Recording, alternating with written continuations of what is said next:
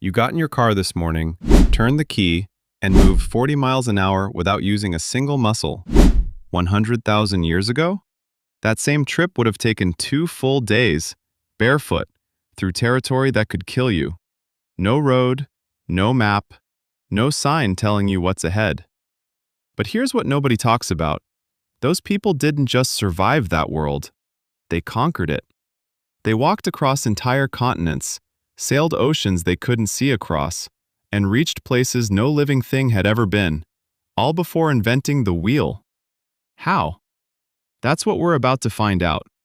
Let's start with the tool that made all of this possible: your feet.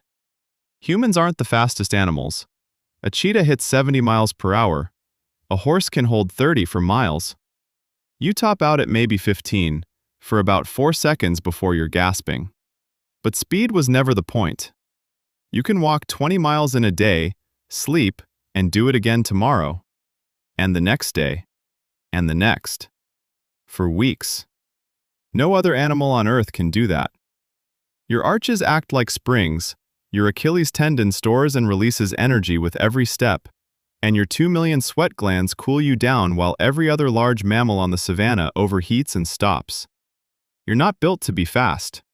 You're built to never stop. In 1978, Mary Leakey discovered footprints in Tanzania pressed into volcanic ash, 3.6 million years old.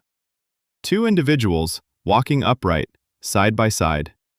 The oldest bipedal footprints ever found. And they look almost exactly like yours. Starting roughly 70,000 years ago, humans began walking out of Africa. Not in one march. Small groups pushing a little further into territory no human had ever seen. They crossed the Middle East, spread across Asia, reached Europe, walked into Siberia, crossed a land bridge into Alaska, and kept going south through the Americas. That's roughly 15,000 miles, without knowing the destination even existed. And they weren't wandering randomly. Archaeologists have found obsidian tools hundreds of miles from the nearest volcano, shells found deep inland, amber traded across mountain ranges.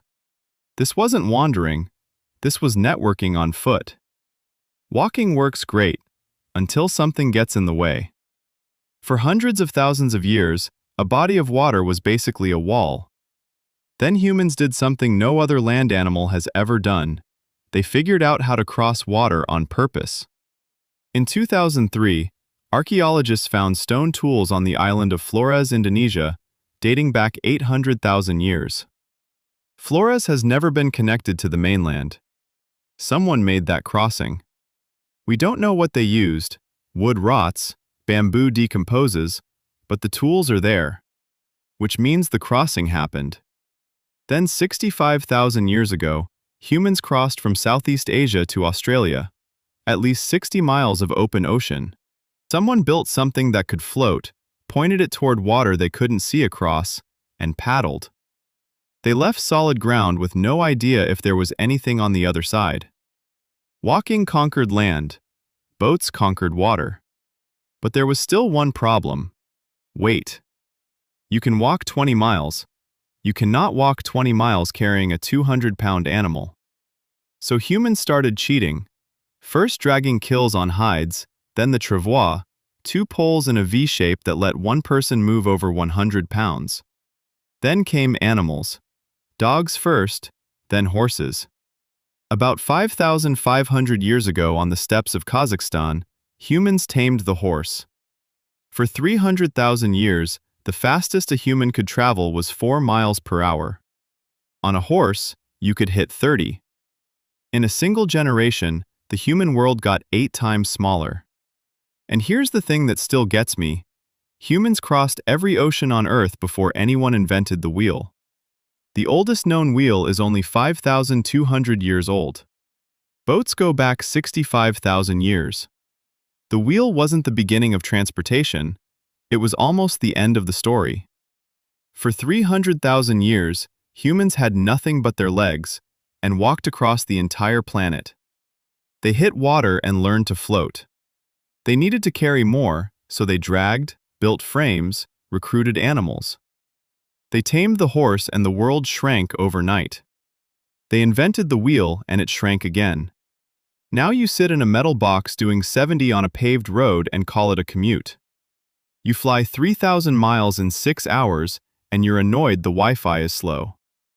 Your ancestors walked barefoot across continents they couldn't name to reach places they'd never seen.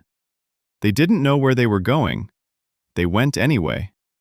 Every highway, every airport, every set of train tracks on this planet exists because 300,000 years ago, someone looked at the horizon and started walking.